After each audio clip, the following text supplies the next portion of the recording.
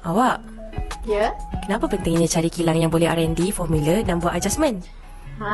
Kalau korang nak buat produk sendiri, tolonglah jangan terima bulat-bulat apa yang kilang tu bagi dekat korang. Okey, nak tahu sebab apa? Jom ikut saya. Sebab biasanya formula ni dah ramai dah founder-founder guna. Jadi itulah pentingnya korang pilih kilang yang ada R&D. Sebab dia boleh ikut formula korang sesuai dengan target market korang. Contohnya sekarang ramai yang cari sugar free, low calorie, plant based.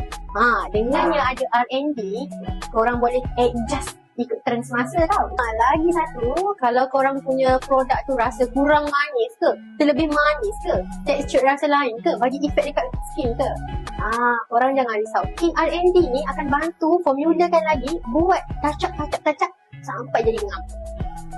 Dan yang paling best, R&D team ni biasa diorang dah tahu standard halal, KKM, GMP. So, produk korang tu memang senang lah kalau nak lulus. Apa yang jadi kalau produk korang tak buat R&D? Nanti produk keluar terus tapi tak ada orang punya minat. Sayanglah modal. Kalau korang R&D awal-awal, jimat banyak kat situ tau. Formula dari R&D ni pun stabil tau. Tak adalah nanti kalau korang nak mass production, tak adalah isu macam rosak ke dan apa-apa masalah. Macam tu. Jadi, kalau korang nak buat produk, jangan asal main pilih je kilang. Korang kena pilih kilang yang ada R&D. Barulah produk korang lain dari yang lain. Bye-bye!